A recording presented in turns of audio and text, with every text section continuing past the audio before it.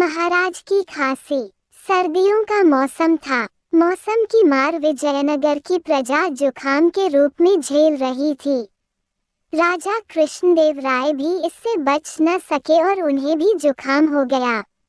नाक बहने के साथ साथ खांसी से भी उनका बुरा हाल था।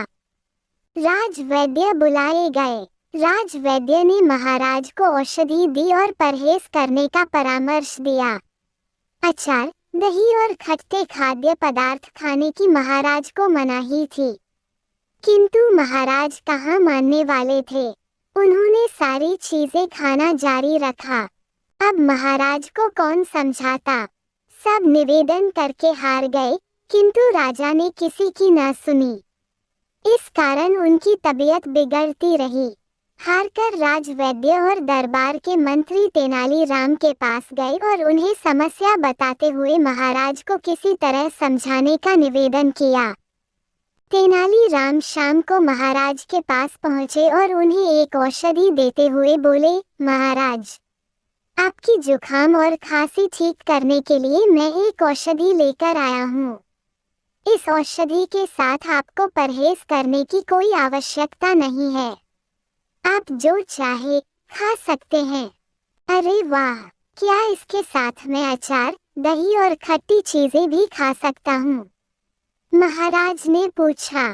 तेनालीराम बोला, जी महाराज। महाराज बहुत प्रसन्न हुए और उस दिन के बाद से और ज्यादा अचार, दही और खट्टी चीजें खाने लगे। फलस्वरूप उनका स्वास्थ्य और खराब होने लगा। एक सप्ताह बाद जब तेनालीराम उनके पास पहुंचे और उनका हालचाल पूछा, तो वे बोले, तेनाली, हमारा स्वास्थ्य तो अब पहले से भी अधिक खराब हो गया है। जुखाम ज्यों का त्यों है, खांसी भी बनी हुई है।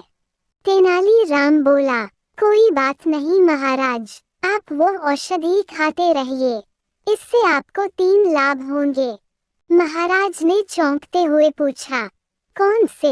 तेनालीराम ने उत्तर दिया, पहला ये कि राजमहल में कभी चोरी नहीं होगी, दूसरा ये कि कभी कोई कुत्ता आपको तंग नहीं करेगा, और तीसरा ये कि आपको बूढ़ा होने का कोई भय नहीं रहेगा।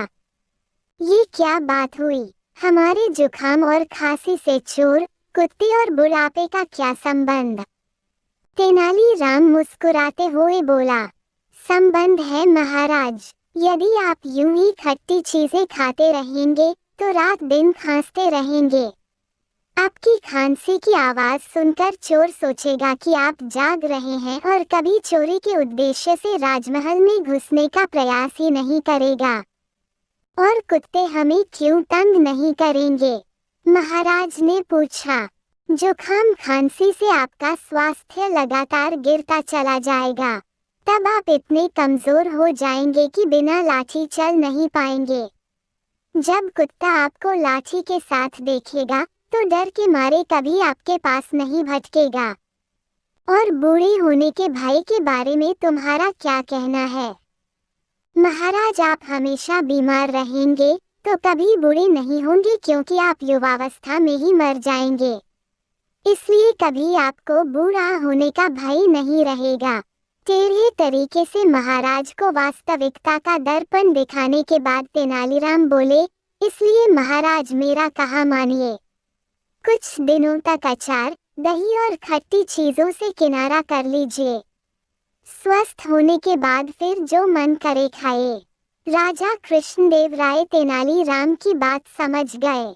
उन्होंने खट्टे खाद्य पदार्थों से परहेज कर लिया और कुछ ही दिनों में वे पूरी तरह से स्वस्थ हो गए।